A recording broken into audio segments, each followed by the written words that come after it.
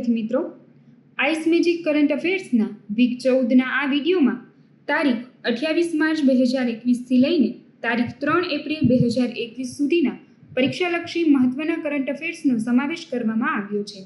સૌપ્રથમ જોઈએ headlines. CSIR NIO દ્વારા હિન્દ મહાસાગરમાં trace biome project launch.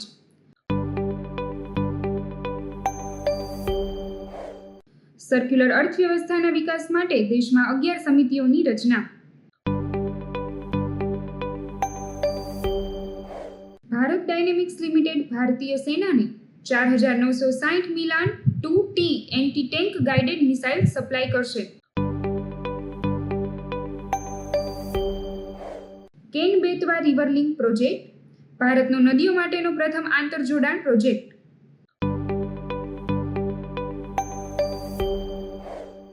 Power grid દ્વારા ઈ ટેન્ડરિંગ માટે પ્રાણિક પોર્ટલની સ્થાપના.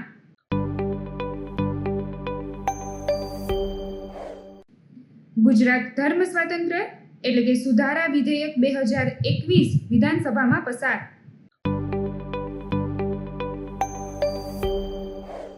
આંધ્રપ્રદેશ ભારતનું પ્રથમ સરકાર સંચાલિત એનિમલ એમ્બ્યુલન્સ નેટવર્ક શરૂ કરશે. હવે જોઈએ વિગતવાર કરંટ અફેર્સ. CSIR NIO દ્વારા હિન્દ મહાસાગરમાં trace biome project launch. Council of scientific and industrial research national institute of oceanography એટલે કે CSIR NIO દ્વારા હિન્દ મહાસાગરમાં રહેલા જીવોની આનુવંશિક વિવિધતાના નકશા બનાવવા માટે ટ્રેસ બાયોમી પ્રોજેક્ટ લોન્ચ કરવામાં આવ્યો છે. હિન્દ મહાસાગરમાં જીવોના આનુવંશિક વિવિધતાના નકશા એટલે કે જીનોમ મેપિંગ બનાવવાનો આ પ્રોજેક્ટ તેના પ્રકારનો પ્રથમ પ્રોજેક્ટ છે. હવે વાત કરીએ ટ્રેસ બાયોમી પ્રોજેક્ટ વિશે. આ પ્રોજેક્ટને council of scientific and industrial research દ્વારા પ્રોત્સાહન આપવામાં આવી રહ્યું છે.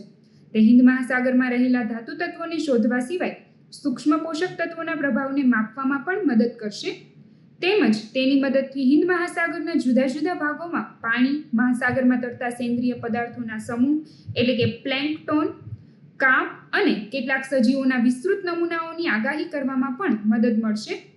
પ્રોજેક્ટના પ્રથમ તબક્કામાં હિન્દ મહાસાગરમાં રહેલા સૂક્ષ્મ સજીવોની તપાસ હાથ ધરવામાં આવશે. હવે જોઈએ પ્રોજેક્ટનું અમલીકરણ કેવી રીતે કરશે. પ્રાથમિક તબક્કે આ પ્રોજેક્ટ 90 દિવસ માટે શરૂ કરવામાં આવી રહ્યો છે. તેમજ આ પ્રોજેક્ટ માટે સંશોધન કાર્ય રિસર્ચ વેસલ સિંધુ સાધના દ્વારા હાથ ધરવામાં આવશે. પ્રોજેક્ટની શરૂઆત 30 વૈજ્ઞાનિકો દ્વારા આંધ્રપ્રદેશના વિશાખાપટ્ટનમ ખાતેથી કરવામાં આવશે. વિશાખાપટ્ટનમથી ગોવા સુધી 9000 નોટિકલ માઇલ જેટલું અંતર કાપી આ અભિયાન મે 2021ના અંત સુધીમાં પૂર્ણ કરવામાં આવશે. વૈજ્ઞાનિકો દ્વારા આ દરમિયાન સમુદ્રમાં રહેલા જનીનો, વિવિધ પ્રોટીન અને સમુદ્રી સજીવોના સેલ્યુલર સ્તરના કાર્યોની ઓળખ મેળવવામાં આવશે. વિવિધ અભ્યાસ માટે વૈજ્ઞાનિકો દ્વારા બાયોમેડિકલ ક્ષેત્રની ઉભરતી તકનીકો જેવી કે પ્રોટિયોમિક્સ અને જીનોમિક્સનો ઉપયોગ કરવામાં આવશે.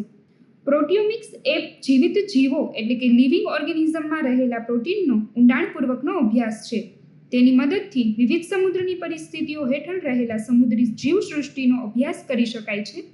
આ પ્રોજેક્ટનું મહત્વ જોઈએ તો આ પ્રોજેક્ટની મદદથી પ્રાપ્ત કરવામાં આવેલા data sustainable development goals SDG 14ના લક્ષ્યાંકોને પ્રાપ્ત કરવામાં મદદરૂપ થશે. SDG 14નો હેતુ મહાસાગરો અને દરિયાઈ સંસાધનોના સંરક્ષણ અને ટકાઉ રીતે ઉપયોગ કરવાનો છે. CSIR વિશે વિગતવાર માહિતી જોઈએ તો CSIRનું પૂરું નામ council of scientific and industrial research છે. CSIRની સ્થાપના 26 સપ્ટેમ્બર 1942ના રોજ સર આર્કોટ રામાસ્વામી મુદલિયર અને શ્રી શાંતિ સ્વરૂપ ભટનાગર દ્વારા કરવામાં આવી હતી. તે વિજ્ઞાનમાં સંશોધન અને વિકાસ સાથે સંકળાયેલ ભારતની એક સ્વાયત્ત સંસ્થા છે. હોદ્દાની રૂએ ભારતના વડાપ્રધાન CSIRના અધ્યક્ષ હોય છે, જે અંતર્ગત CSIRના વર્તમાન અધ્યક્ષ શ્રી નરેન્દ્રભાઈ મોદી છે. CSIRની પૈતૃક સંસ્થા કેન્દ્રીય વિજ્ઞાન અને ટેકનોલોજી મંત્રાલય છે. હવે વાત કરીએ નેશનલ ઇન્સ્ટિટ્યૂટ ઓફ ઓશનોગ્રાફી એટલે કે NIO વિશે. NIO A council of scientific and industrial research અંતર્ગત કાર્ય કરતી સમુદ્ર વિજ્ઞાન સંશોધન સંસ્થા છે. તેની સ્થાપના 1 જાન્યુઆરી 1966ના રોજ કરવામાં આવી હતી.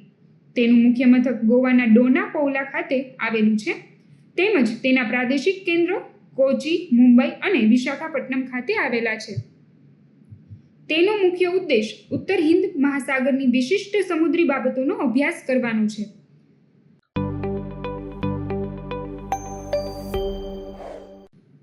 ભારતનો પ્રથમ સ્વદેશી રીતે વિકસિત મોબાઈલ સેવા એપ સ્ટોર. કેન્દ્રીય ઇલેક્ટ્રોનિક અને ઇન્ફોર્મેશન ટેકનોલોજી મંત્રી શ્રી રવિશંકર પ્રસાદે તાજેતરમાં રાજ્યસભામાં લેખિત જવાબમાં જણાવ્યું હતું કે ભારત પોતાનું પ્રથમ સ્વદેશી રીતે વિકસિત એપ સ્ટોર બનાવી રહ્યું છે, જેનું નામ મોબાઈલ સેવા એપ સ્ટોર છે. આ એપ સ્ટોર દ્વારા કેટલાક ડોમેન્સ અને જાહેર સેવાઓની શ્રેણીની કેટલીક એપ્લિકેશનોનું સંચાલન કરવામાં આવશે. આ ભારતીય એપ સ્ટોર પ્રારંભિક તબક્કામાં વિનામૂલ્યે ઉપલબ્ધ થશે.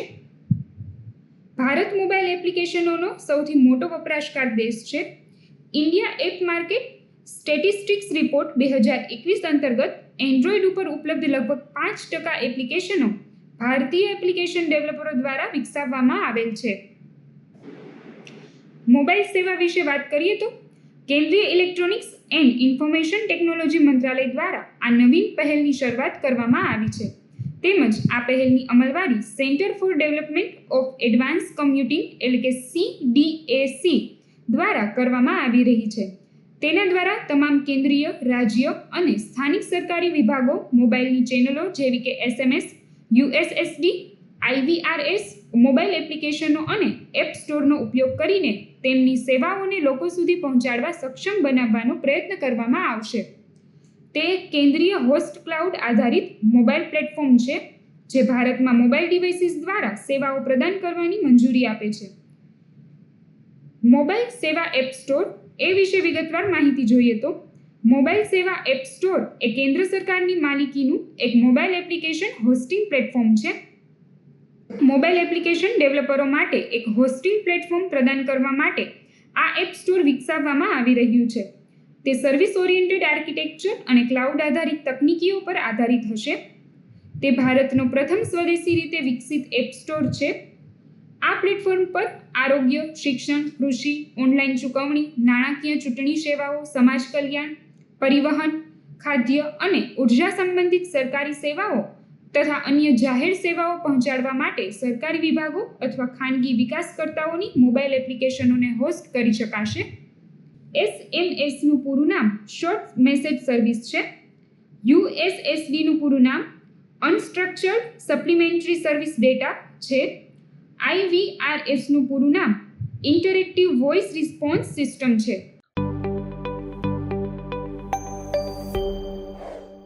66મો ફિલ્મફેર એવોર્ડ 2021. કોરોના મહામારીને કારણે વર્ષ 2020માં ફિલ્મ ઉદ્યોગને ખૂબ ખરાબ સમયમાંથી પસાર થવું પડ્યું હતું. છતાં જે ફિલ્મો રજૂ થઈ હતી તેના માટે ફિલ્મફેર એવોર્ડ તાજેતરમાં 27 માર્ચ 2021ના રોજ જાહેર કરવામાં આવ્યો હતો. આ કાર્યક્રમનું સંચાલન અભિનેતાઓ શ્રી રાજકુમાર રાવ અને શ્રી રીતેશ દેશમુખ દ્વારા કરવામાં આવ્યું હતું. 66મા ફિલ્મફેર એવોર્ડના રૂપમાં શ્રેષ્ઠ અભિનેતાનો પુરસ્કાર દિવંગત અભિનેતા શ્રી ઇરફાન ખાનને એનાયત કરવામાં આવ્યો છે. તેમની ફિલ્મ અંગ્રેજી મીડિયમ બદલ તેમને આ પુરસ્કારથી નવાજવામાં આવ્યા હતા. લાઇફટાઇમ અચીવમેન્ટ એવોર્ડ પણ શ્રી ઇરફાન ખાનને આપવામાં આવ્યો છે. શ્રી અમિતાભ બચ્ચનને તેમની ફિલ્મ ગુલાબો સિતાબો માટે શ્રેષ્ઠ અભિનેતા માટેના ક્રિટિક એવોર્ડથી નવાજવામાં આવ્યા છે. અભિનેત્રી સુશ્રી તાપસી પન્નુને તેમની ફિલ્મ થપ્પડ માટે શ્રેષ્ઠ અભિનેત્રીના પુરસ્કારથી નવાજવામાં આવ્યા છે. શ્રેષ્ઠ ફિલ્મનો એવોર્ડ થપ્પડ ફિલ્મને આપવામાં આવ્યો છે. ભારતમાં ફિલ્મફેર એવોર્ડનો પ્રારંભ 21 માર્ચ 1954થી થયો હતો. ટાઈમ્સ ગ્રુપના અંગ્રેજી મેગેઝિન ફિલ્મફેર દ્વારા આ પુરસ્કાર એનાયત થાય છે.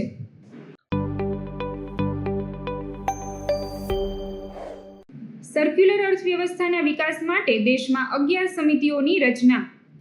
કેન્દ્ર સરકારે તાજેતરમાં પર્યાવરણ, વન અને હવામાન પરિવર્તન મંત્રાલય અને નીતિ આયોગના અધિકારીઓ સિવાય 11 સમિતિઓની રચના કરી છે. આ સમિતિઓનું નેતૃત્વ સંબંધિત કેન્દ્રીય મંત્રાલયો દ્વારા કરવામાં આવશે.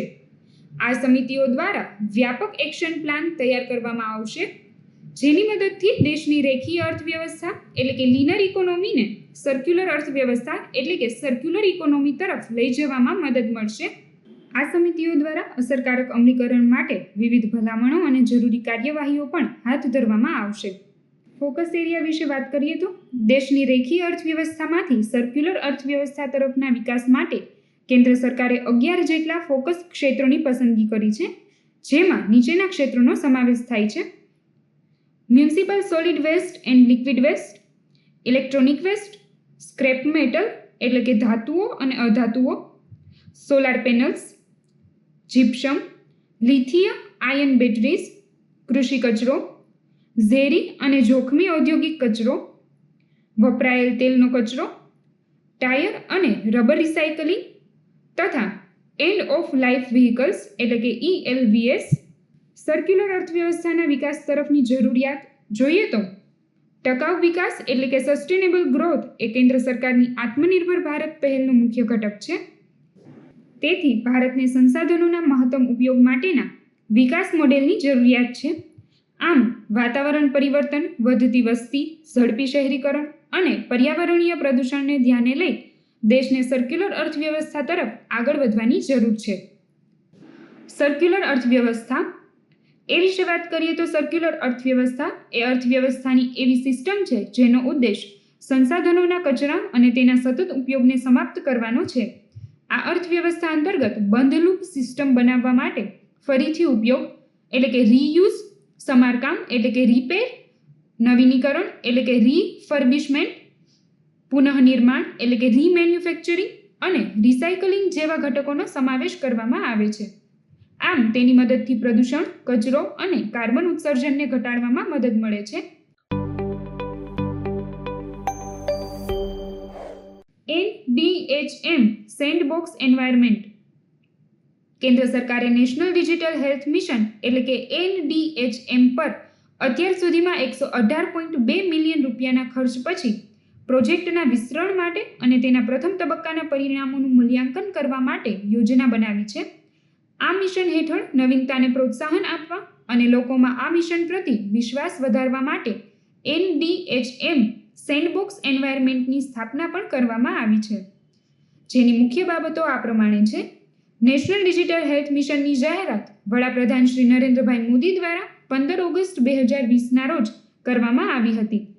કેન્દ્ર સરકાર દ્વારા આ મિશન અંતર્ગત 15 માર્ચ 2021 સુધીમાં 9,97,095 જેટલા હેલ્થ આઈડી જારી કરવામાં આવ્યા છે. હવે વાત કરીએ NDHM સેન્ડબોક્સ એન્વાયરમેન્ટ વિશે. નેશનલ ડિજિટલ હેલ્થ મિશન અંતર્ગત નવીનતા, ભાગીદારી અને વિશ્વાસને પ્રોત્સાહન આપવા માટે કેન્દ્ર સરકારે NDHM સેન્ડબોક્સ એન્વાયરમેન્ટનો વિકાસ કર્યો છે. આ સેન્ડબોક્સ એન્વાયરમેન્ટને બંધ અર્થવ્યવસ્થા એટલે કે ક્લોઝ ઇકોસિસ્ટમ તરીકે વિકસાવવામાં આવ્યું છે. આ સિસ્ટમ અંતર્ગત NDHMના ધોરણો અનુસાર વાતાવરણને અનુકૂળ તકનીકીઓ અથવા ઉત્પાદનોના પરીક્ષણને મંજૂરી આપવામાં આવે છે. આ પરીક્ષણ NDHM ઇકોસિસ્ટમનો ભાગ બનવા માંગતી જાહેર જનતાની સાથે સાથે ખાનગી સંસ્થાઓને આરોગ્ય માહિતી પ્રદાતા અથવા આરોગ્ય માહિતી વપરાશકર્તા બનવામાં મદદરૂપ થાય છે. National digital health mission NDHM એ વિશે વિગતવાર માહિતી જોઈએ તો ભારતના નાગરિકોની આરોગ્ય સેવામાં આમૂલ પરિવર્તન લાવવા માટે તેમજ તેમને વધુ સારી આરોગ્ય સેવા ઉપલબ્ધ કરાવી શકાય તે માટે ભારતમાં આ નેશનલ ડિજિટલ હેલ્થ મિશનનો પ્રારંભ કરવામાં આવ્યો છે. નેશનલ ડિજિટલ હેલ્થ મિશન એટલે કે રાષ્ટ્રીય ડિજિટલ આરોગ્ય મિશન શરૂ કરવાની જાહેરાત વડાપ્રધાન શ્રી નરેન્દ્રભાઈ મોદી દ્વારા નવી દિલ્હીના લાલ કિલ્લા ખાતેથી 15 ઓગસ્ટ 2020ના રોજ કરવામાં આવી હતી. આ મિશન અંતર્ગત ભારતના તમામ નાગરિકોને તબક્કાવાર એક ડિજિટલ હેલ્થ આઈડી કાર્ડ ઉપલબ્ધ કરાવવામાં આવી રહ્યા છે. ભારતના દરેક નાગરિકને આપવામાં આવનાર આ યુનિક હેલ્થ આઈડી કાર્ડમાં તેના આરોગ્ય અંગેની તમામ જાણકારીનો સમાવેશ કરવામાં આવશે. આ કાર્ડ એક હેલ્થ એકાઉન્ટ તરીકે કાર્ય કરશે. નેશનલ ડિજિટલ હેલ્થ મિશન અંતર્ગત મુખ્યત્વે નીચેની 6 સુવિધાઓ દ્વારા ભારતમાં આરોગ્ય ક્ષેત્રે ક્રાંતિકારી પરિવર્તન લાવવામાં આવશે: હેલ્થ આઈડી, ડીજી ડોક્ટર, આરોગ્ય સંભાળ રજિસ્ટ્રી, વ્યક્તિગત આરોગ્ય રેકોર્ડ, ઈ-ફાર્મસી તથા ટેલિમેડિસિન. ભારત ડાયનેમિક્સ લિમિટેડ ભારતીય સેનાને 4960 Milan 2T anti tank guided missile supply કરશે. કેન્દ્રીય સંરક્ષણ મંત્રાલય દ્વારા રાજ્ય સંચાલિત ભારત ડાયનેમિક્સ લિમિટેડ એટલે કે BDL સાથે 1188 કરોડ રૂપિયાના કરારો પર હસ્તાક્ષર કરવામાં આવ્યા હતા. આ કરાર અંતર્ગત ભારત ડાયનેમિક્સ લિમિટેડ દ્વારા ભારતીય સૈન્યને 4960 Milan 2T anti tank guided missiles એટલે કે ATGMS સપ્લાય કરવામાં આવશે. સંરક્ષણ મંત્રાલય દ્વારા આ મિસાઇલો માટે માર્ચ 2016માં BDL સાથે કરારો કરવામાં આવ્યા હતા. Milan 2T anti tank guided missiles એ વિશે વાત કરીએ તો મિલાન 2T એ 1850 મીટરની રેન્જ ધરાવતી ટેન્ડેડ વોરહેડ એન્ટીટેક ગાઇડેડ મિસાઇલ્સ છે. ટેન્ડેડ એટલે કે એકની પાછળ એક એમ જોડીને ઓપરેટ કરી શકાય. આ મિસાઇલોનું નિર્માણ ભારત ડાયનેમિક્સ લિમિટેડ ખાતે કરવામાં આવી રહ્યું છે. આ અંગેનું લાયસન્સ ફ્રાન્સની MBDA મિસાઇલ સિસ્ટમ દ્વારા આપવામાં આવ્યું હતું. આ મિસાઇલ સિસ્ટમમાં ફોરવર્ડ ચાર્જ અને રિયર ચાર્જ જેવી વ્યવસ્થા આવેલી છે, જે મિસાઇલને ઓપરેટ કરતી બ્લાસ્ટ શિલ્ડથી અલગ પાડે છે. આ ATGMનો ફોરવર્ડ ચાર્જ પ્રથમ ફાયર થાય છે, જે લક્ષ્યાંકના બાહ્ય કવચને વિક્ષેપિત કરે છે, જ્યારે મિસાઇલનો રિયર ચાર્જ થોડા સમય પછી ફાયર કરવામાં આવે છે. આ મિસાઇલોને આગામી 3 વર્ષમાં ભારતીય સેનામાં સામેલ કરવામાં આવશે. આ મિસાઇલની વિશેષતાની વાત કરીએ તો આ મિસાઇલો જમીન અને વાહન આધારિત પ્રક્ષેપકોથી લોન્ચ કરી શકાય તેવી સુવિધા ધરાવે છે. હવે જોઈએ તેનું મહત્વ. આ પગલું કેન્દ્ર સરકારના મેક ઇન ઇન્ડિયા કાર્યક્રમને મજબૂત કરવામાં મદદરૂપ થશે. આ મિસાઇલોના ભારતીય સેનામાં જોડાવાથી સશસ્ત્ર દળોની ઓપરેશનલ સજ્જતામાં વધારો થશે. આ પ્રોજેક્ટ ભારતના સંરક્ષણ ઉદ્યોગની ક્ષમતાનું પણ પ્રદર્શન કરે છે.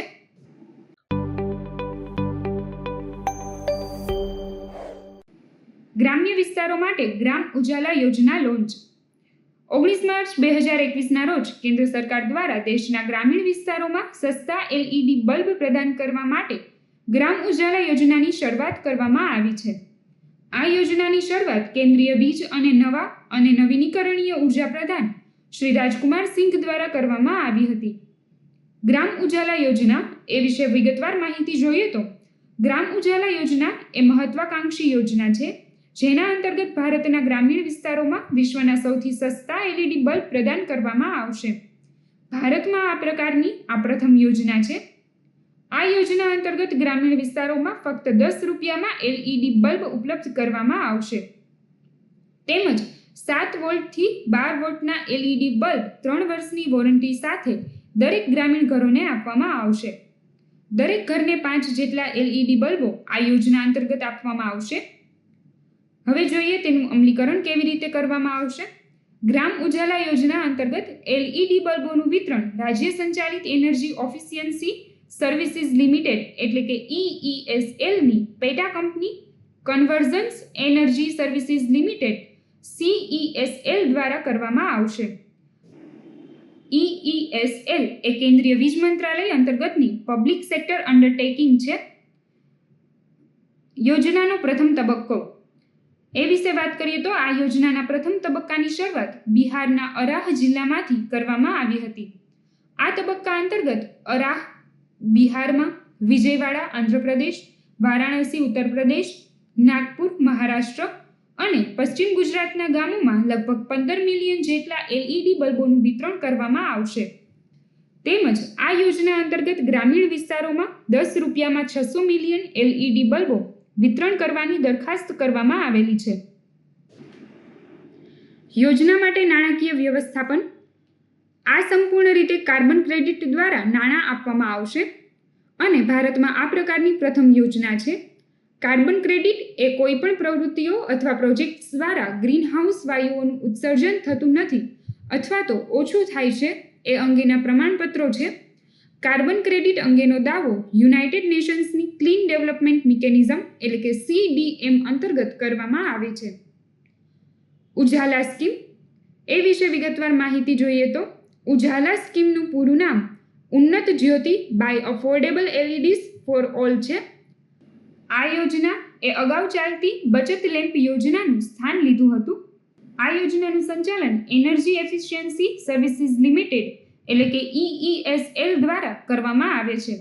મે 2017માં કેન્દ્ર સરકારે આ LED વિતરણ પ્રોજેક્ટને યુનાઇટેડ કિંગડમમાં વિસ્તૃત કરવાની જાહેરાત કરી હતી. દિવસ મહિમા 31 March world backup day. Computer તથા સ્માર્ટફોનમાં રહેલા પર્સનલ તથા પ્રોફેશનલ ડેટાની સુરક્ષા અંગે જાગૃતિ લાવવા માટે વિશ્વના કેટલાક દેશોમાં દર વર્ષે 31 માર્ચના રોજ વર્લ્ડ બેકઅપ ડેની ઉજવણી કરવામાં આવે છે. આજનો માનવી દિવસે ને દિવસે ટેકનોલોજી પર વધુ નિર્ભર થતો જાય છે. આથી વર્તમાન સમયે ડિજિટલ ડોક્યુમેન્ટની સુરક્ષા ખૂબ જ અગત્યનો મુદ્દો છે. 31 માર્ચના રોજ વર્લ્ડ બેકઅપ ડેની ઉજવણી દ્વારા આ દિવસ કોઈ દુર્ઘટનાને કારણે ડેટા લોસ થઈ જાય તેનું બેકઅપ લેવાની યાદ અપાવે છે. કેન-બેતવા રિવર લિંક પ્રોજેક્ટ ભારતનો નદીઓ માટેનો પ્રથમ આંતરજોડાણ પ્રોજેક્ટ.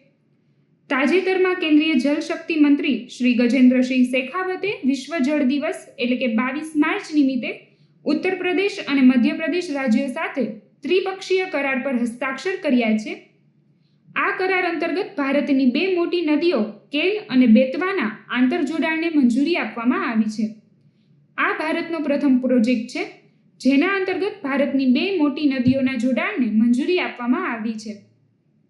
કેન-બેતવા રિવર લિંક પ્રોજેક્ટ એ વિશે માહિતી જોઈએ તો કેન-બેતવા રિવર લિંક પ્રોજેક્ટ એ નદીઓનો આંતરજોડાણ પ્રોજેક્ટ છે જેના અંતર્ગત મધ્યપ્રદેશની કેન નદીમાં રહેલો પાણીનો વધારાનો જથ્થો ઉત્તર પ્રદેશની બેતવા નદી તરફ વાળવામાં આવશે. આ પ્રોજેક્ટના અહેવાલમાં જણાવ્યા અનુસાર મધ્યપ્રદેશના છતરપુર જિલ્લાના દૌઘાન ખાતે કેન નદી પર 73.8 મીટર ઊંચાઈ ધરાવતો ડેમ પ્રસ્તાવિત કરવામાં આવ્યો છે.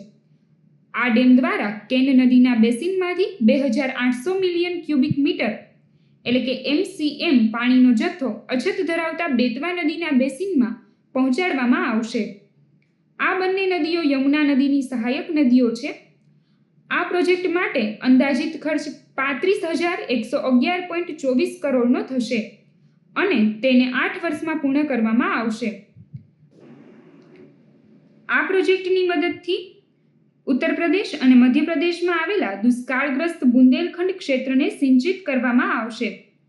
આના અંતર્ગત સિંચાઈનો લાભ મુખ્યત્વે ઉત્તર પ્રદેશ રાજ્યના ઝાંસી, બાંદા, લલિતપુર અને મહોબા જિલ્લાઓ અને મધ્યપ્રદેશ રાજ્યના તિકમગઢ, પન્ના અને છતરપુર જિલ્લાઓને મળશે. દેશભરમાં નદીઓના 30 જેટલા આંતરજોડાણ પ્રોજેક્ટો પૈકીનો આ એક પ્રોજેક્ટ છે. રાજકીય અને પર્યાવરણીય સમસ્યાઓના કારણે આ પ્રોજેક્ટ આજ દિન સુધી વિલંબિત થતો રહ્યો હતો. નદીઓના આંતરજોડાણની જરૂરિયાત. ભારતમાં 80% પાણી વાર્ષિક વરસાદના માધ્યમથી પ્રાપ્ત થાય છે અને જમીનની સપાટી પર પાણીનો પ્રવાહ મુખ્યત્વે જૂનથી સપ્ટેમ્બર મહિનાના સમયગાળા દરમિયાન જોવા મળે છે. પાણીની વર્ષભરની માંગ જેવી કે સિંચાઈ, પીવા માટે અને ઔદ્યોગિક માંગ સામે કુદરતી રીતે પાણીની ઉપલબ્ધતામાં તફાવત જોવા મળે છે. નદીઓના આંતરજોડાણ થકી તે સંતુલિત થઈ શકે તેમ છે. નદીઓના આંતરજોડાણના ફાયદાઓ જોઈએ તો નદીઓના આંતરજોડાણ થકી બુંદેલખંડ ક્ષેત્ર જેવા પાણીની અછત ધરાવતા વિસ્તારોમાં પાણીની આપૂર્તિ કરવામાં મદદ મળશે. સિંચાઈ માટે પૂરતું પાણી મળી રહેવાના કારણે કૃષિમાં સ્થિર આજીવિકાની ખાતરી થશે. તેમજ ખેડૂતો દ્વારા કરવામાં આવતી આત્મહત્યાના દરમાં પણ ઘટાડો થશે. તેની મદદથી બે રાજ્યોના 13 લાખ જેટલા લોકોને પીવાનું પાણી મળી રહેશે અને 75 મેગાવોટ જેટલી વીજળીનું ઉત્પાદન પણ થશે. પ્રોજેક્ટ બાબતે પડકાર જોઈએ તો મધ્યપ્રદેશના છતરપુર જિલ્લાના દૌધાન ખાતે કેન નદી પર 73.8 મીટર ઊંચાઈ ધરાવતા ડેમના નિર્માણથી પન્ના ટાઈગર રિઝર્વના 10% જેટલા વાઘના ક્રિટિકલ નિવાસ સ્થાનો પાણીમાં ડૂબી જશે. આનાથી વાઘ સંરક્ષણ માટેના પ્રયત્નોને અસર થશે. આ ડેમની આટલી ઊંચાઈ ગીધોના માળાના સ્થાનોને પણ અસર કરશે. આંતરરાજ્યો વચ્ચે પાણીની વહેંચણી બાબતે બંધારણીય જોગવાઈઓ જોઈએ તો બંધારણના અનુચ્છેદ 262(1) અંતર્ગત આંતરરાજ્યોના પાણીના વિવાદોના સમાધાન અંગેની જોગવાઈ કરવામાં આવી છે. બંધારણના અનુચ્છેદ 262(2) અંતર્ગત સુપ્રીમ કોર્ટ કે અન્ય કોઈ અદાલત આંતરરાજ્યના પાણીના વિવાદના સંદર્ભમાં તેના અધિકાર ક્ષેત્રનો ઉપયોગ કરી શકતી નથી. પાણી એ રાજ્ય યાદીનો વિષય છે. કેન નદી વિશે વિગતવાર માહિતી જોઈએ તો કેન નદી એ બુંદેલખંડ પ્રાંતની મુખ્ય નદીઓ પૈકીની એક નદી છે. તે મધ્ય ભારતમાં આવેલા મધ્યપ્રદેશ અને ઉત્તર પ્રદેશ એમ 2 રાજ્યોમાંથી થઈને વહે છે. કેન નદી મધ્યપ્રદેશના કટની જિલ્લામાં આવેલા અહીરગાંવ નામના ગામ નજીકના ઉત્તર પશ્ચિમ ઢોળાવ પરના બારનેરના પહાડી ક્ષેત્રમાંથી નીકળે છે. હવે જોઈએ બેતવા નદી વિશે. બેતવા નદી ભારતના મધ્યપ્રદેશ અને ઉત્તર પ્રદેશ જેવા રાજ્યોમાંથી પસાર થાય છે. બેતવા નદીનું પ્રાચીન નામ વેત્રવતી નદી હતું. આ નદી મધ્યપ્રદેશના રાયસેન જિલ્લામાંથી વિંધ્યાચલ પર્વતમાંથી નીકળે છે. તે બુંદેલખંડ ઉચ્ચ પ્રદેશની સૌથી લાંબી નદી છે. તે ઉત્તર પ્રદેશના હમીરપુર જિલ્લામાં યમુના નદીને મળે છે. આ નદીના કિનારે સાંચી અને વિદિશા જેવા પ્રસિદ્ધ અને સાંસ્કૃતિક નગરો આવેલા છે. ભારતીય નૌકાદળે બેતવા નદીના સન્માનમાં એક ફ્રિગેટ્સનું નામ INS બેતવા રાખ્યું છે.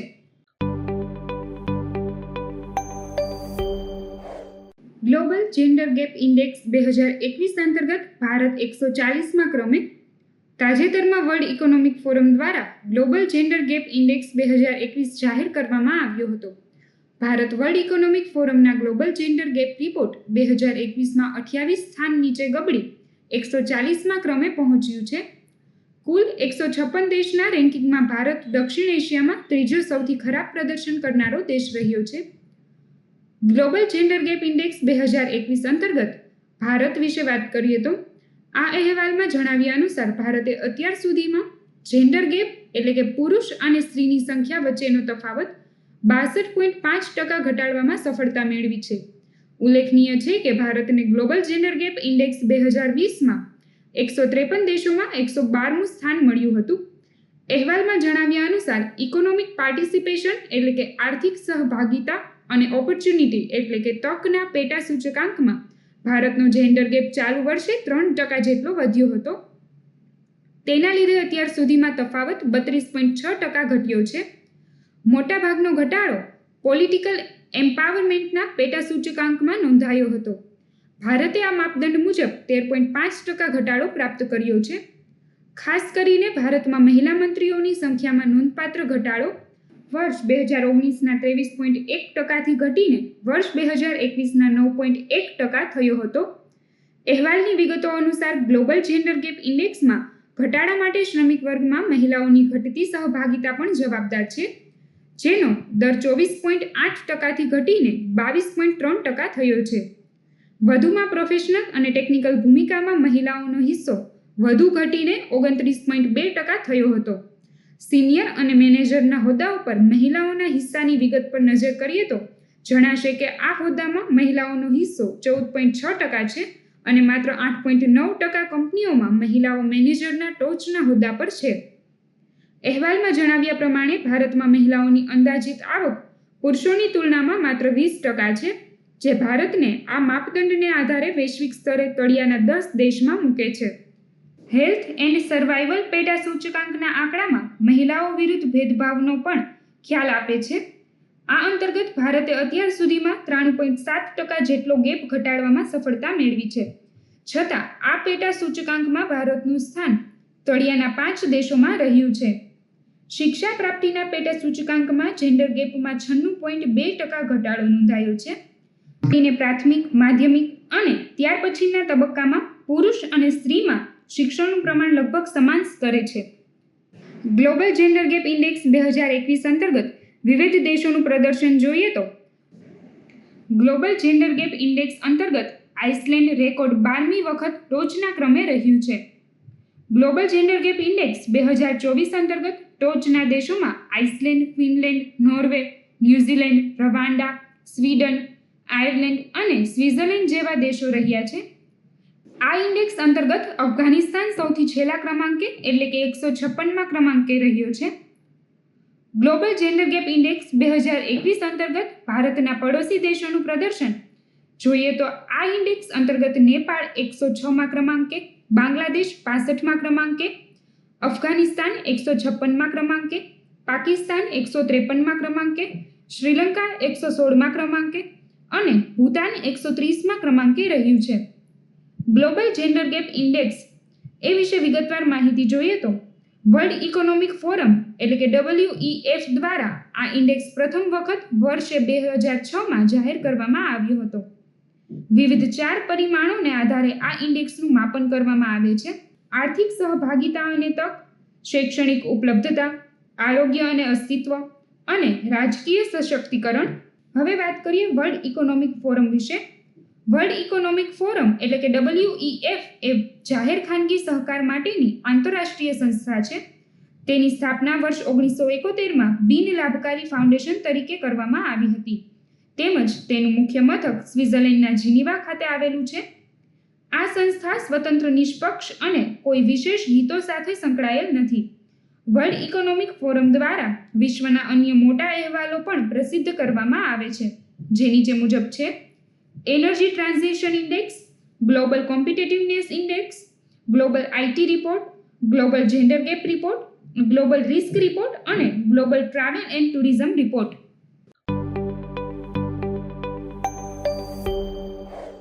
પાવર ગ્રીડ દ્વારા ઈ-ટેન્ડરિંગ માટે પ્રાણિત પોર્ટલની સ્થાપના. Power grid corporation of India નામના કેન્દ્રીય PSU દ્વારા તાજેતરમાં પ્રાણિત નામના ઈ-ટેન્ડરિંગ પોર્ટલની સ્થાપના કરવામાં આવી છે. આ પોર્ટલની મદદથી કાગળ દ્વારા થતા કામને ઘટાડવામાં, કામગીરીમાં સરળતા અને ટેન્ડર પ્રક્રિયામાં પારદર્શકતા વધારવામાં મદદ મળશે.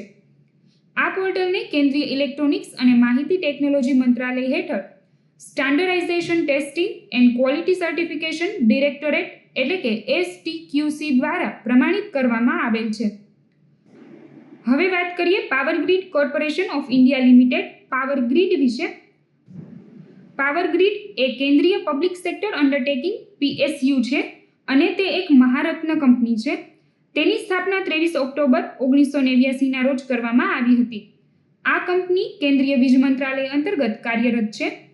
તેનું વડમથક હરિયાણાના ગુરુગ્રામ ખાતે આવેલું છે. આ કંપની મુખ્યત્વે વીજળીના વિતરણ સાથે રોકાયેલી છે. આ કંપની તેના ટ્રાન્સમિશન નેટવર્ક દ્વારા ભારતભરમાં ઉત્પન્ન થતી કુલ વીજળીના લગભગ 50% વીજળીનું વિતરણ કરે છે. પાવર ગ્રીડના વર્તમાન અધ્યક્ષ અને મેનેજિંગ ડિરેક્ટર શ્રી કંદીકુપ્પા શ્રીકાંત છે.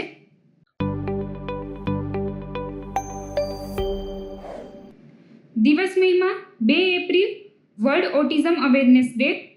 વર્લ્ડ ઓટિઝમ અવેરનેસ દિવસની ઉજવણી દર વર્ષે 2 એપ્રિલના રોજ કરવામાં આવે છે. ઓટિઝમ અથવા તો ઓટિઝમ સ્પેક્ટ્રમ ડિસઓર્ડર્સ એ માનવ શરીરની, માનવ મગજની એક સમસ્યા છે. આ ખામી ધરાવનાર વ્યક્તિને તે જે જુએ, સાંભળે તેને યોગ્ય રીતે સમજવામાં તકલીફ પડે છે. વર્ષ 2021ની વર્લ્ડ ઓટિઝમ અવેરનેસ દિવસની theme inclusion in the workplace છે. ગુજરાત ધર્મ સ્વાતંત્ર્ય સુધારા વિધેયક 2021 વિધાનસભામાં પસાર. તાજેતરમાં ગુજરાત ધર્મ સ્વાતંત્ર્ય અધિનિયમ 2003માં કેટલાક સુધારા કરતું ગુજરાત ધર્મ સ્વાતંત્ર્ય સુધારા વિધેયક 2021 વિધાનસભાના બજેટ સત્ર દરમિયાન મુખ્યમંત્રી શ્રી વિજય રૂપાણીની અધ્યક્ષતામાં બહુમતીથી પસાર કરવામાં આવ્યું હતું. હવે વાત કરીએ ગુજરાત ધર્મ સ્વાતંત્ર્ય સુધારા વિધેયક 2021ની મુખ્ય બાબતો વિશે. 2021ના આ સુધારામાં લગ્ન સંબંધિત બાબત પર ભાર મૂકવામાં આવ્યો છે. આ સુધારા અંતર્ગત રોકડ કે અન્ય ભેટ, લાભ કે સારી જીવનશૈલીની લાલચે લગ્ન કરી સ્ત્રીનું ધર્માંતરણ કરાવાય તો તેને ગુનો ગણવામાં આવશે. આ સુધારા અંતર્ગત ખોટી રજૂઆતો અથવા છેતરપિંડી ઉપરાંત ખોટા કામ, ખોટી અટક, ખોટા ધાર્મિક ચિહ્નો ધારણ કરી લગ્ન કરી ધર્માંતરણ કરાવવામાં આવે તેને કપટયુક્ત સાધનોથી થયેલું ધર્માંતરણ ગણવામાં આવશે અને એ ગુનો ગણાશે. આ સુધારામાં લગ્ન કરનાર, લગ્ન કરાવવામાં સક્ષમ બનાવનાર, સહાય કરનાર, સલાહ આપનાર કે આમ કરવા સંમત કરનાર દરેક વ્યક્તિને આરોપી ગણવામાં આવશે. આ સુધારા અંતર્ગત ધર્મ પરિવર્તનના હેતુથી લગ્ન કરનાર, કરાવનાર તેમજ સલાહ આપનારાઓએ પુરવાર કરવાનું રહેશે કે તેમણે ગુનો આચર્યો નથી. નવા સુધારામાં ગુનેગાર માટે 3 વર્ષથી ઓછી નહીં પરંતુ 5 વર્ષ સુધીની જેલની સજા અને 2 લાખથી ઓછી નહીં તેટલા દંડની જોગવાઈ કરવામાં આવી છે. જ્યારે સગીર સાથેના ગુનામાં 7 વર્ષ સુધીની સજા અને રૂપિયા 3 લાખથી ઓછી નહીં તેટલા દંડની જોગવાઈ કરવામાં આવી છે. આ ઉપરાંત અનુસૂચિત જાતિ, જનજાતિની સ્ત્રી સાથેના ગુનામાં પણ 7 વર્ષ સુધીની કેદની સજાની અને ₹3 લાખથી ઓછી નહીં તેટલા દંડની જોગવાઈ કરવામાં આવી છે. આવા લગ્ન કરાવનાર સંસ્થા અથવા સંગઠનોના સંચાલકો સામે 3 થી 10 વર્ષની સજા અને ₹5 લાખ દંડ થશે. આ અંગેના ગુનાની તપાસ જિલ્લા પોલીસ વડા અને ડીવાયએસપી કરશે. સુપ્રસિદ્ધ અભિનેતા શ્રી રજનીકાંતને દાદા સાહેબ ફાળકે પુરસ્કાર એનાયત. સુપરસ્ટાર અભિનેતા શ્રી રજનીકાંતને 51મો દાદા સાહેબ ફાળકે એવોર્ડ એનાયત કરવામાં આવશે. કેન્દ્રીય માહિતી અને પ્રસારણ મંત્રી શ્રી પ્રકાશ જાવડેકર દ્વારા ટ્વીટ કરીને આ જાહેરાત કરવામાં આવી હતી. ભારતના ફિલ્મ જગતમાં દાદા સાહેબ ફાળકે એવોર્ડને સર્વોચ્ચ સન્માન ગણવામાં આવે છે. મહાન અભિનેતા શ્રી રજનીકાંતને વર્ષ 2019ના દાદા સાહેબ ફાળકે એવોર્ડથી નવાજવામાં આવ્યા છે. આ એવોર્ડ માટે પસંદગી સમિતિના સભ્યો જોઈએ તો દાદા સાહેબ ફાળકે એવોર્ડ 2019ના વિજેતા પસંદ કરવા માટેની સમિતિના સભ્યો નીચે મુજબ હતા: સુશ્રી આશા ભોસલે, શ્રી મોહનલાલ, શ્રી વિશ્વજીત ચેટર્જી, શ્રી શંકર મહાદેવન અને શ્રી સુભાષ ઘાઈ. હવે વાત કરીએ દાદા સાહેબ ફાળકે એવોર્ડ વિશે. દાદા સાહેબ ફાળકે પુરસ્કાર ભારતીય સિનેમાનો સર્વોચ્ચ પુરસ્કાર છે. કેન્દ્રીય માહિતી અને પ્રસારણ મંત્રાલય દ્વારા સ્થાપિત એક સંસ્થા ડિરેક્ટોરેટ ઓફ ફિલ્મ ફેસ્ટિવલ દ્વારા દર વર્ષે રાષ્ટ્રીય ફિલ્મ એવોર્ડ સમારોહમાં તે રજૂ કરવામાં આવે છે. ભારતીય સિનેમાના વિકાસમાં આજીવન ઉત્કૃષ્ટ યોગદાન બદલ આ પુરસ્કાર એનાયત કરવામાં આવે છે. ભારતીય ફિલ્મ ઉદ્યોગની જાણીતી હસ્તીઓની બનેલી સમિતિ દ્વારા પુરસ્કાર માટે યોગ્ય હોય તેવી વ્યક્તિની પસંદગી કરવામાં આવે છે. આ અંતર્ગત એક સ્વર્ણ કમલ એટલે કે ગોલ્ડન લોટસ, મેડલ, શાલ અને ₹10 લાખ રોકડ પુરસ્કાર સ્વરૂપે વિજેતા વ્યક્તિને આપવામાં આવે છે. ભારતીય સિનેમામાં શ્રી દાદા સાહેબ ફાળકેના યોગદાનને યાદ કરવા માટે સૌપ્રથમ વખત વર્ષ 1969માં આ પુરસ્કારની શરૂઆત કરવામાં આવી હતી. આઈસ ફેક્ટ્સ જોઈએ તો સૌપ્રથમ વખત દાદા સાહેબ ફાળકે પુરસ્કાર વર્ષ 1969માં સુશ્રી દેવિકા રાનીને આપવામાં આવ્યો હતો. વર્ષ 2018માં આ પુરસ્કાર શ્રી અમિતાભ બચ્ચનને આપવામાં આવ્યો છે. Shri Dada Saheb Phalke father of Indian cinema તરીકે સુપ્રસિદ્ધ છે. ઇસરોએ ભારતમાં પ્રથમવાર ફ્રી સ્પેસ ક્વોન્ટમ કોમ્યુનિકેશનનું પ્રદર્શન કર્યું. ભારતીય અવકાશ સંશોધન સંગઠન એટલે કે ઇસરોએ તાજેતરમાં જાહેરાત કરી છે કે તેણે ભારતમાં પ્રથમવાર 300 મીટરના અંતરેથી ફ્રી સ્પેસ ક્વોન્ટમ કોમ્યુનિકેશનનું પ્રદર્શન સફળતાપૂર્વક કર્યું છે. અમદાવાદના સ્પેસ એપ્લિકેશન સેન્ટર એટલે કે SAC ખાતે આવેલા ઇસરોના કેમ્પસમાં તેનું પ્રદર્શન હાથ ધરવામાં આવ્યું હતું. આ મહત્વની ઉપલબ્ધિ મેળવવા માટે ઇસરોએ ઘણી સ્વદેશી રીતે વિકસિત ટેકનોલોજીઓનો ઉપયોગ કર્યો છે. આ સ્પેસ ક્વોન્ટમ કોમ્યુનિકેશનમાં ટ્રાન્સમીટર અને રિસીવર મોડ્યુલો વચ્ચે સમય સાથે સુમેળ સાધવા માટે સ્વદેશી રીતે વિકસિત નાવિક રિસીવરનો ઉપયોગ કરવામાં આવ્યો હતો.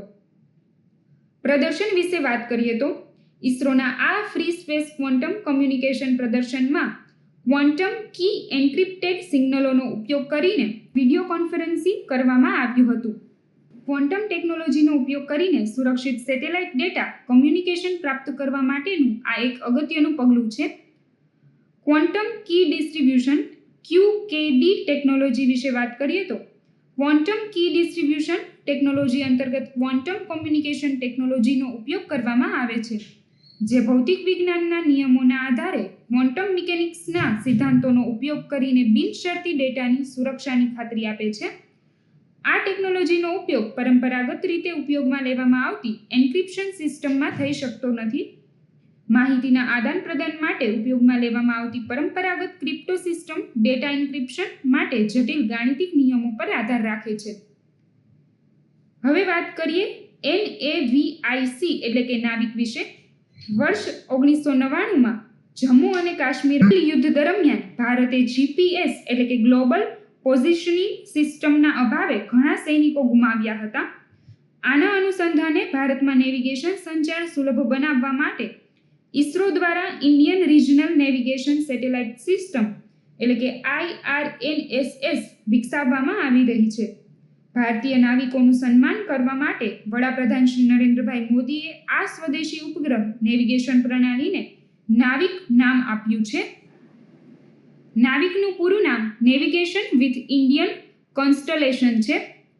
આ પ્રણાલીમાં કુલ 7 ઉપગ્રહોનો સમાવેશ કરવામાં આવ્યો છે, જે પૈકી 3 ઉપગ્રહો જીઓસ્ટેશનરી ઓર્બિટમાં જ્યારે 4 ઉપગ્રહો જીઓસિન્ક્રોનસ ઓર્બિટમાં સ્થાપિત કરવામાં આવ્યા છે. IRNSS પ્રણાલીની મદદથી સમગ્ર ભારત ઉપરાંત ભારતની સીમાથી 1500 કિલોમીટર સુધીના ક્ષેત્રમાં રહેલા વ્યક્તિને નૌવહન સેવાનો લાભ આપવાનો લક્ષ્યાંક છે. આ IRNSS પ્રણાલી દ્વારા 30 ડિગ્રી દક્ષિણ અક્ષાંશથી 50 ડિગ્રી ઉત્તર અક્ષાંશ તેમજ 30 ડિગ્રી પૂર્વ રેખાંશથી 130 ડિગ્રી પૂર્વ રેખાંશ વચ્ચેના વિસ્તારોમાં નૌવહન સેવાનો લાભ મળશે. નાવિક પ્રણાલી S તથા L બેન્ડ ટ્રાન્સપોન્ડર્સનો ઉપયોગ કરે છે, જ્યારે GPS માત્ર L બેન્ડ ટ્રાન્સપોન્ડર્સનો ઉપયોગ કરે છે. આંતરરાષ્ટ્રીય સામુદ્રિક સંગઠન એટલે કે IMO દ્વારા માન્યતા પ્રાપ્ત કરનાર નાવિક વિશ્વની ચોથી પ્રણાલી બની છે. આ અગાઉ GPS, ગ્લોનાસ અને બિદાઉ પ્રણાલીને આ માન્યતા મળેલી છે. આંધ્રપ્રદેશ ભારતનું પ્રથમ સરકાર સંચાલિત એનિમલ એમ્બ્યુલન્સ નેટવર્ક શરૂ કરશે. આંધ્રપ્રદેશ રાજ્ય સરકારે તાજેતરમાં પ્રાણીઓ માટે ભારતનું પ્રથમ સરકાર સંચાલિત એમ્બ્યુલન્સ નેટવર્ક શરૂ કરવાનો નિર્ણય કર્યો છે. આંધ્રપ્રદેશ રાજ્યમાં પશુપાલન અને પશુ ચિકિત્સા ક્ષેત્રને વધુ વેગ આપવા માટે આ નિર્ણય કરવામાં આવ્યો છે. આંધ્રપ્રદેશના મુખ્યપ્રધાન શ્રી YS જગનમોહન રેડ્ડીએ આ એમ્બ્યુલન્સ નેટવર્કને રાજ્યના મુખ્ય મિશનો પૈકીનું એક બતાવ્યું છે, જેથી પીડિત પ્રાણીઓને યોગ્ય સારવાર પ્રદાન કરી શકાય. આંધ્રપ્રદેશ રાજ્યના પશુપાલન વિભાગ દ્વારા વિધાનસભા ક્ષેત્રમાં એક મોબાઈલ એમ્બ્યુલન્સ પશુ ચિકિત્સા ક્લિનિક સ્થાપવા માટેનો નિર્દેશ આપવામાં આવ્યો છે. એનિમલ એમ્બ્યુલન્સ નેટવર્ક વિશે વાત કરીએ તો એનિમલ એમ્બ્યુલન્સ નેટવર્ક હેઠળ રાજ્યના વિવિધ વિધાનસભા ક્ષેત્રોમાં કુલ 175 મોબાઈલ એમ્બ્યુલન્સ એટલે કે પશુ ચિકિત્સકની શરૂઆત કરવામાં આવશે. આ મોબાઈલ એમ્બ્યુલન્સની મદદથી કટોકટીના કેસમાં પશુઓને સ્થળ પર જ પ્રાથમિક સારવાર આપવામાં આવશે.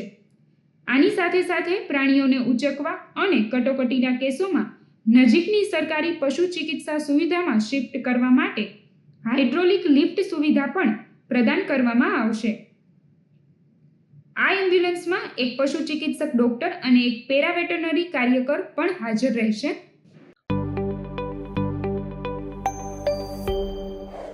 હવે જોઈએ આ વીકના મહત્વના વનલાઇનર.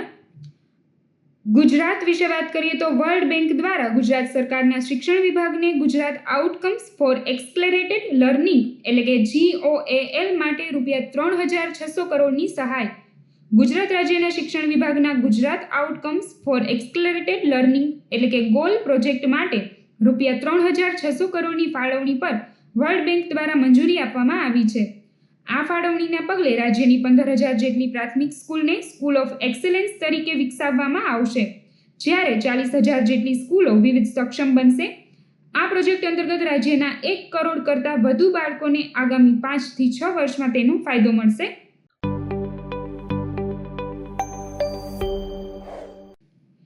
નલ સે જલ યોજના અંતર્ગત ગુજરાતને 100 કરોડની વિશેષ ગ્રાન્ટ.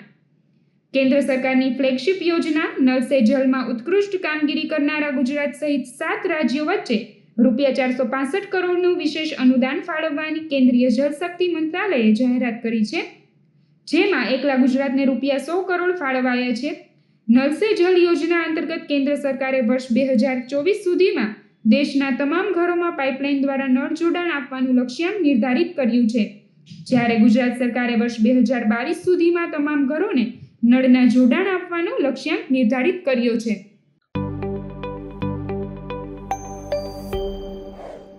ગુજરાતમાં 1,800 ઓટોમેટિક વેધર સ્ટેશનની સ્થાપના કરાશે.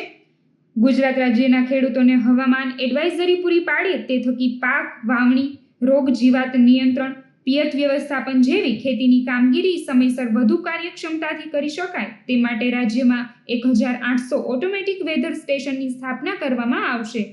આ માટે હવામાનના ડેટા મેળવવા માટે ₹11.96 કરોડની જોગવાઈ ગુજરાત રાજ્યના બજેટમાં કરવામાં આવી છે.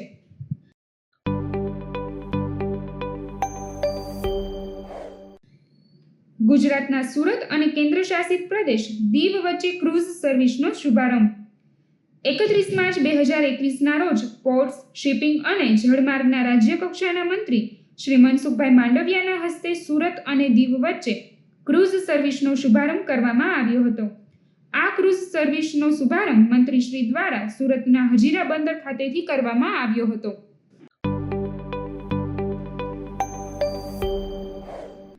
ભારત વિશે વાત કરીએ તો ભારત દ્વારા IBSAની મહિલા મંચની 6ઠી બેઠકનું આયોજન.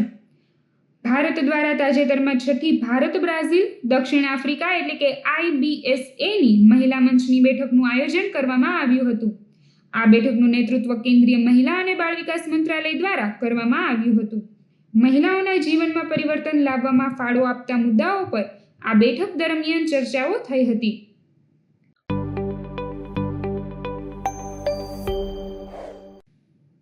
ભારત દ્વારા માલદીવમાં પાણી પુરવઠા અને ગટર નેટવર્ક વિકસાવવા માટેના કરાર પર હસ્તાક્ષર.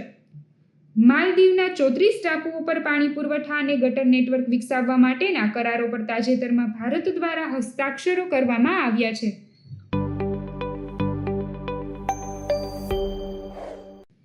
યુનેસ્કોનું જળ સંરક્ષણ કાર્યક્રમ માટે USO ઇન્ડિયા સાથે જોડાણ.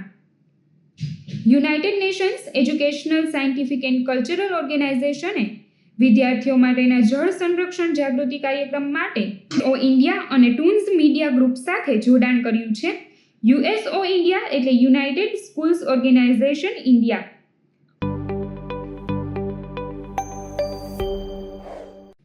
Indian naval landing craft utility L58 port Blair ખાતે સેવારત.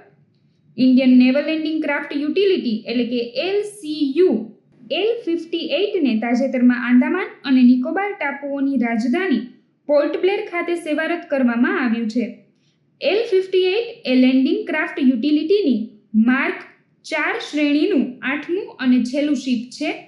તેને કોલકાતા ખાતે આવેલા Garden Reach Ship Builders and Engineers Limited એટલે કે GRSE દ્વારા સ્વદેશી રીતે ડિઝાઇન અને મેન્યુફેક્ચર કરવામાં આવ્યું છે.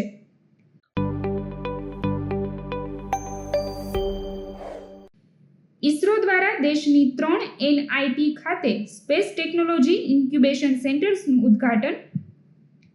ભારતીય અવકાશ સંશોધન સંગઠન ઇસરોના અધ્યક્ષ શ્રી કે શિવન દ્વારા દેશની 3 નેશનલ ઇન્સ્ટિટ્યૂટ ઓફ ટેકનોલોજી જેવી કે નાગપુર, ભોપાલ અને રાઉરકેલા ખાતે સ્પેસ ટેકનોલોજી ઇન્ક્યુબેશન સેન્ટર એટલે કે STICનું ઉદ્ઘાટન કરવામાં આવ્યું છે.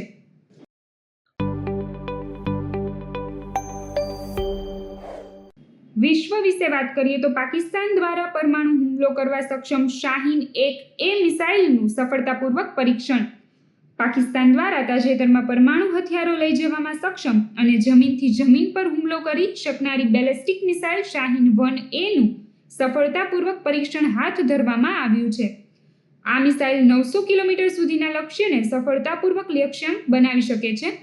શાહીન-1A તેની લેટેસ્ટ ગાઈડલાઇન સિસ્ટમના કારણે ખૂબ જ પરફેક્ટ મિસાઇલ સિસ્ટમ છે.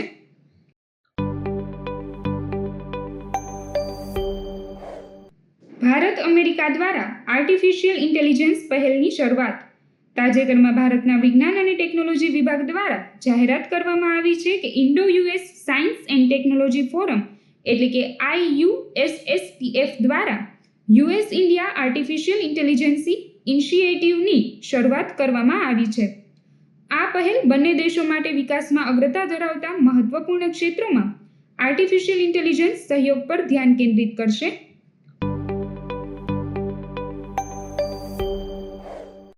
યુરોપિયન યુનિયન ભારતના CDRI ઇનિશિયેટિવમાં જોડાયું. યુરોપિયન યુનિયન કે જેમાં 27 સભ્યોનો સમાવેશ થાય છે તે ભારતની કોલિએશન ફોર ડિઝાસ્ટર રિસાઇલેન્ટ ઇન્ફ્રાસ્ટ્રક્ચર એટલે કે CDRI માં જોડાયું છે. યુરોપિયન યુનિયન CDRI-ના ચાર્ટર સમર્થન પછી આ પહેલમાં જોડાયું છે. CDRI એ વિવિધ દેશો, યુનાઇટેડ નેશન્સની એજન્સીઓ, ખાનગી ક્ષેત્રો, બહુપક્ષીય વિકાસ બેંકો અને શૈક્ષણિક સંસ્થાઓનું આંતરરાષ્ટ્રીય જોડાણ છે. આ પહેલનો હેતુ આપત્તિ સ્થિતિસ્થાપક માળખાને પ્રોત્સાહન આપવાનો છે. CDRI પહેલની શરૂઆત વર્ષ 2019માં વડાપ્રધાન શ્રી નરેન્દ્રભાઈ મોદી દ્વારા કરવામાં આવી હતી.